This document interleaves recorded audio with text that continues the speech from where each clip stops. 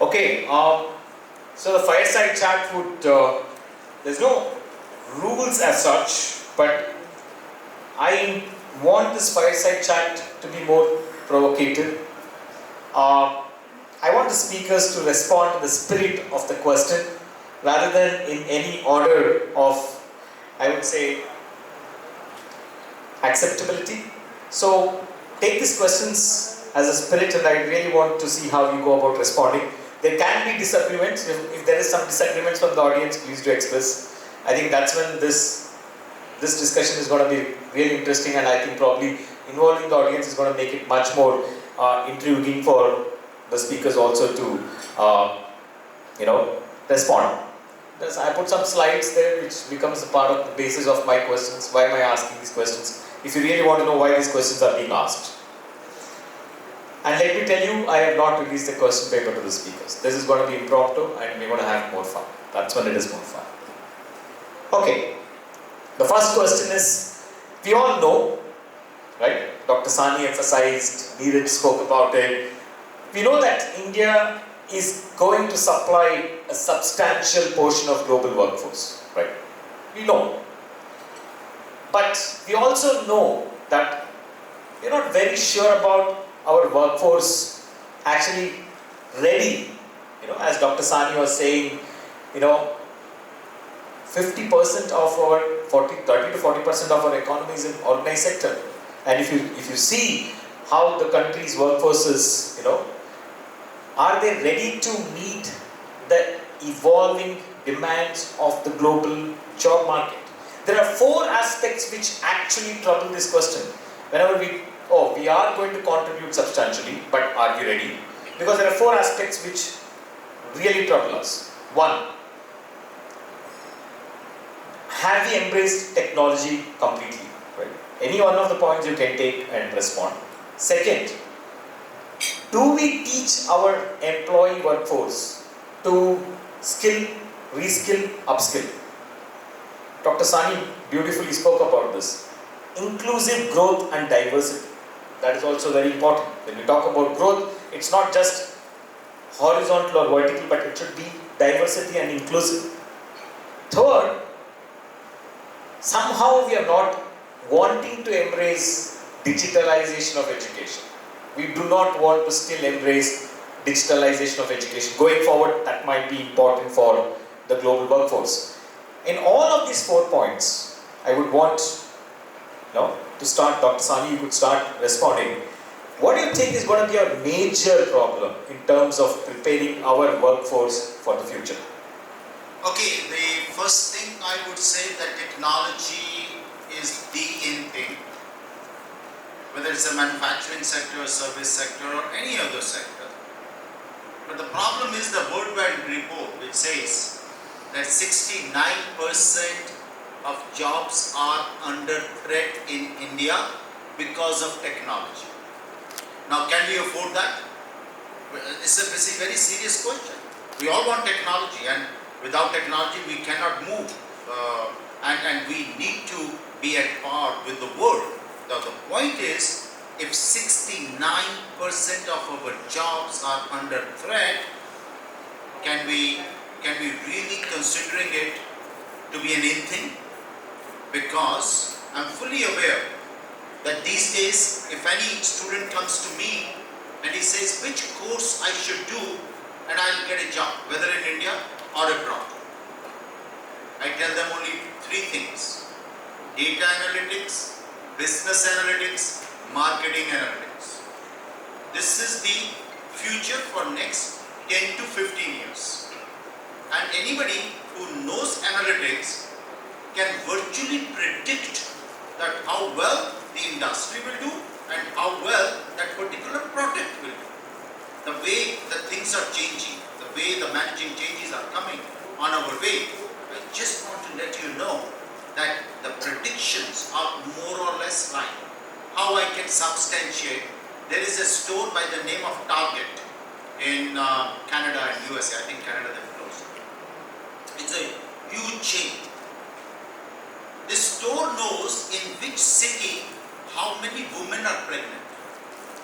Because when you go and buy through the credit card, and the way your sizes are increasing, they will come to know that which city is going to have children by which month, so that more maternity wear they can send it in that particular city. To that level, data analytics is helping us, which is good.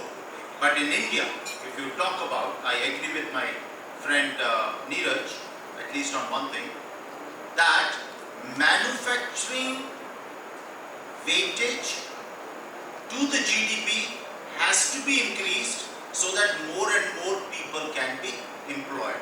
In manufacturing also technologies come, but that will come slowly. But the consulting company, financial companies, and other various other set of companies where service industry is involved, the role of technology will come more. You want to say something? What you said is absolutely right. Basically, the nature of my job is such that I deal more with data, and when we deal more with data, generally, and we try to make a picture, it makes little critical and not so enthusiastic. For example, recently we were learning, in fact we came across that India will export $100 million textile clothing, and we are very happy about it.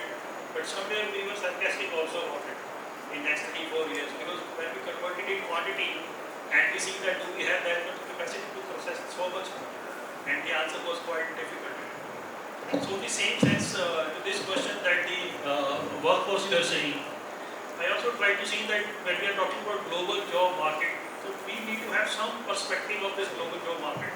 How I look at it for specifically for next few decades.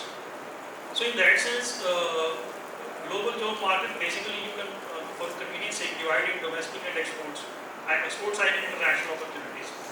And that will take the developed country, but at the same time, which we are not referring frequently, that is the developing least developed country also. African countries are there. And why I am referring these developed countries, because these are the countries which will need your assistance in manufacturing also, in agriculture product also, in services also, and all that. But most of the time in developed country you will be needing basically more service oriented kind of things if you are preparing yourself. So this is one. And on the same side we try to estimate the domestic, that what kind of domestic jobs are going to be there. Today we are saying that we are $3.5 billion economy. We say in next 3-4 years we will touch before 2030. SBI says by 2027 we will be 5 trillion. And taking that 2030 as a 5 trillion, and we try to project for next 10 years more. And let us say by 2040, and maybe 1 or 2 years plus or minus, we maybe have around 12 trillion to 13, 14 trillion dollar economy. And what would be the composition of that GDP? Where jobs will come? So I try to project from the current size that if we have a 15 trillion economy, let us say maybe 247 or 240 or 250, whatever. So if it is a $15 trillion economy, how much may come from agriculture? I believe 10%, so it makes 1.5 trillion, 10 to 12%. And then how much from manufacturing? We are doing only 16-17% of GDP from manufacturing today. China at the most, you can say the peak of its manufacturing excellence, which is now, is around 30%, maybe 35%, let us say 30%. So another 4.5 trillion may come from manufacturing. So 4.5 plus 1.5 is 6 trillion and remaining 15 trillion. So 15 minus, if you do 6 trillion, so you left with 8-9 trillions. 1 or 2 trillion may come from the other industrial side like this mining and other things. So practically 7-8 trillions GDP will come from the service sector only. And this service sector, so and what is basically the service sector? It is not only, I will not divide service sector between organized and unorganized, but yes, it covers everything. It covered medical experts, legal experts, IT experts, insurance experts, banking experts, but it also covers, I probably think that it covers even the restaurant services, on the shop, on the road kind of services. So all these are the jobs. So I believe probably when we are preparing for job market, this is what I feel, that maximum job you have to prepare your people for in service sector.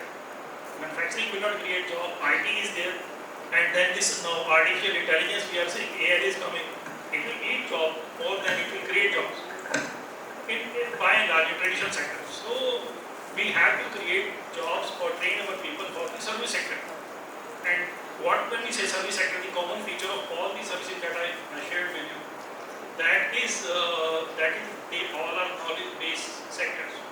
So you will have, like sir said, the data analytics, or you can say market field analytics, and so on. So you have to be a knowledge economy. You cannot say that I have 25 years experience, so I am better than a person who is 5 years.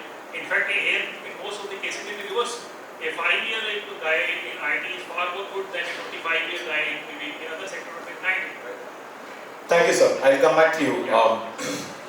Chancellor, I will pause. I want to restructure this question to you. Sir said that 7 trillion dollars is a kind of revenue that the service sector and lawyers take to represent that service sector. But the anecdotic evidence that I see from the market is there is huge innovation happening in lawyers community. Almost if you touch any of the top law firms in the world, they are looking at recruiting artificial intelligence lawyers. Do you seriously think if lawyers do not upskill or reskill themselves, do you think they'll be relevant? Do you think they can even keep their jobs? Because I'm asking you this question because you are representing that community today. You are sitting and created a law firm. So this question is relevant to many of the lawyer friends here. Well, sir, definitely I believe that as a lawyer, you take up an endeavor to regularly upskill yourself. With the coming of technology, there are new fields which are coming up in law as well. For example, if you look at data privacy law, and there is a major scope in that, and there are a lot of people who are taking up jobs such as DPO and other data privacy analysts, and all these jobs are also being taken. If you take a look at a lot of legal resources which we use in our law firms, we use resources such as Manupatra, LexisNexis, and Westlaw. So they are the use of artificial intelligence, where you use a search engine to find case laws and articles which help you better draft your arguments. But ultimately, you also have to see as a lawyer about how to use them. So there is also a new sector which is coming up, which will also know how to use these resources.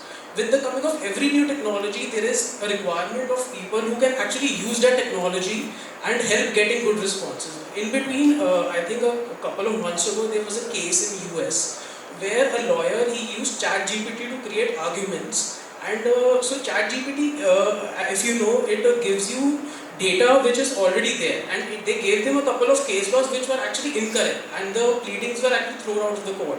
So you have to ensure that whatever you are using, whatever prompts you are giving into such AI, it is correct. So for that you will need those skills to actually know how to search. Even with Manupatra, you need to know exactly what sort of case law you are using, and you need to have your basics of law very well understood. For example, if I have to take up I have to find case laws relating to maybe murder. So I will need to know the elements of murder very well so that I can find out the exact case law which I will require to substantiate my arguments. So resultantly, it is quite important to upskill yourself as a lawyer, get well versed with whatever new technology is coming, and make yourself very good with it.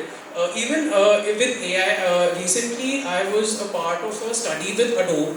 So they are developing an AI which will help create contracts in a faster way. So what exactly it does is, for example, I am drafting an NDA and I want to change a certain term of the agreement. Maybe I want to change the termination clause of the agreement. So I will just put in the prompt and I want to change the termination clause. So it will give me what other clauses I may need to change. But I need to be very well versed with the law and how the agreement is to be drafted in order to know whether whatever prompts it is giving, they are actually relevant to me or not. If I am not well versed, then I may end up making a mistake. Shashwat, I will come back to you. I want Dr. Sahni to respond. I'm not responding, but I'm very unhappy with your question, because asking this this question to a lawyer, whatever happens, what Mr. Anand talked about or we are discussing, the lawyers will take their share, big share out of it.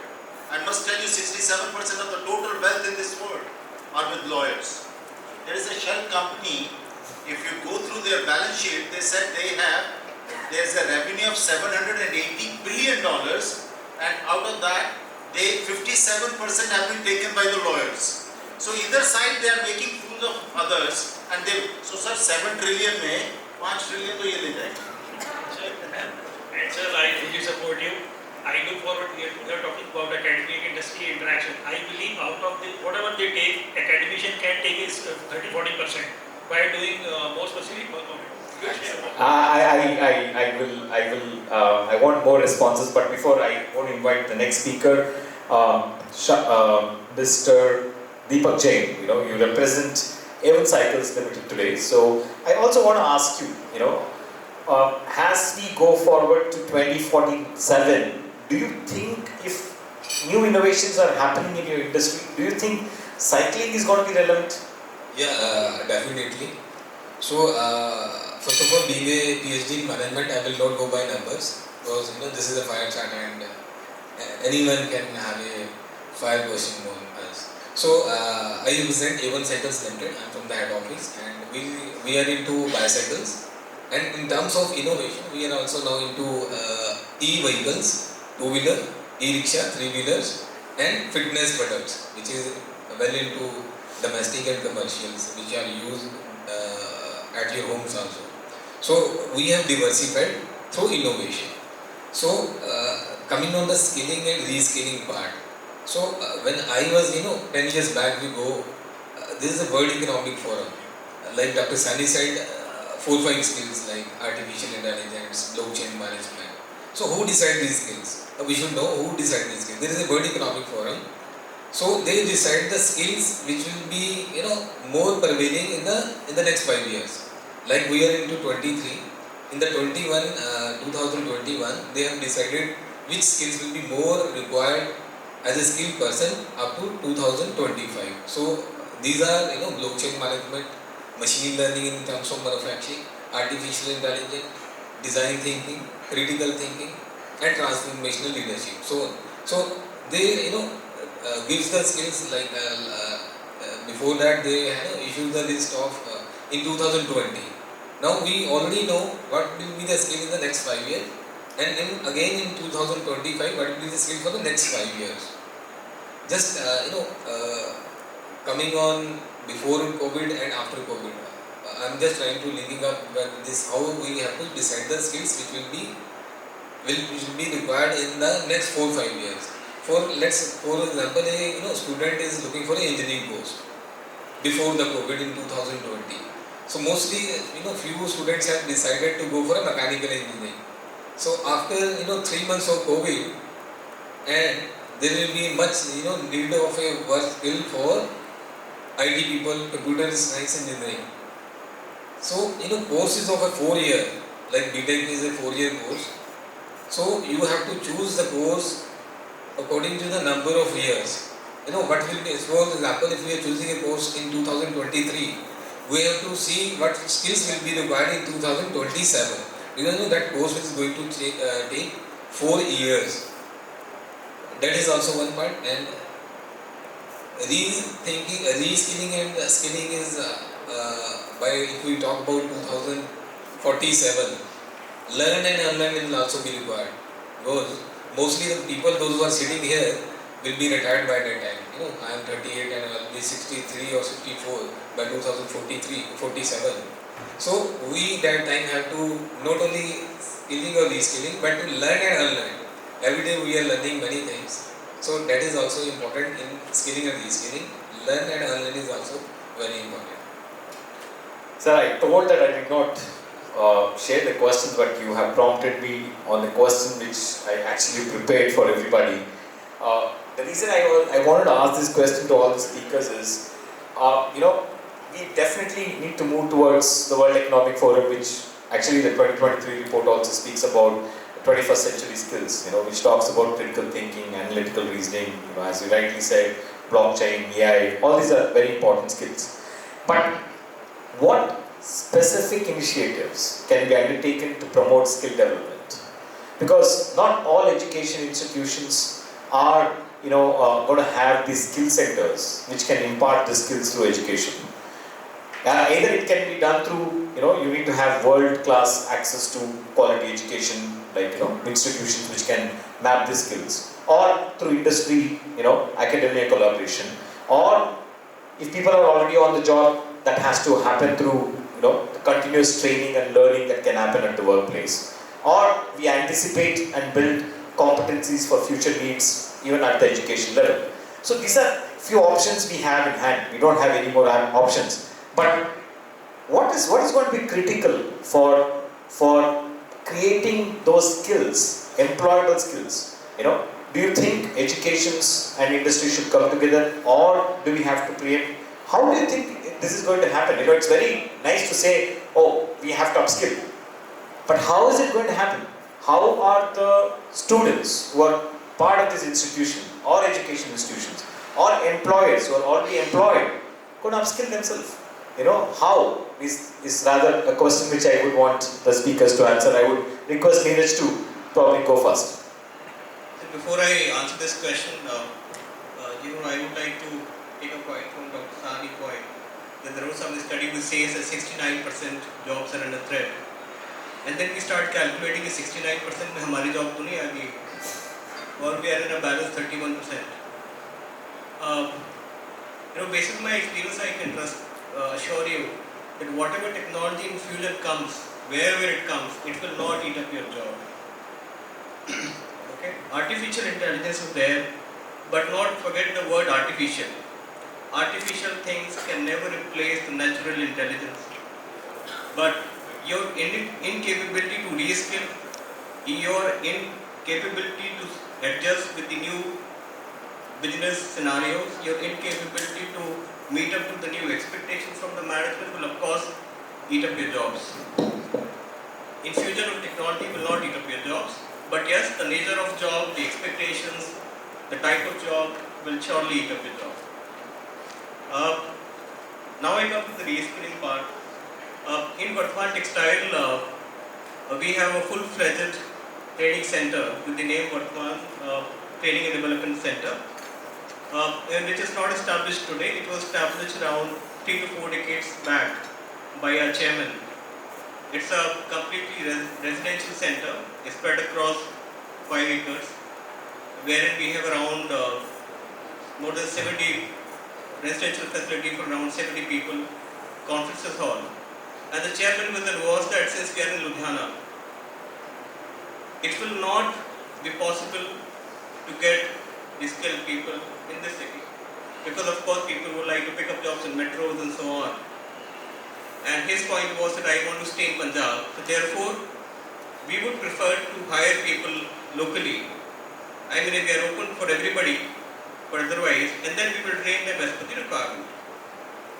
A gentleman asked, after he started and people start moving on. Of course, if you train 100 people, does not mean 100 people will stay with you. So an intelligent gentleman asked, sir, we are training so many people and these people are leaving.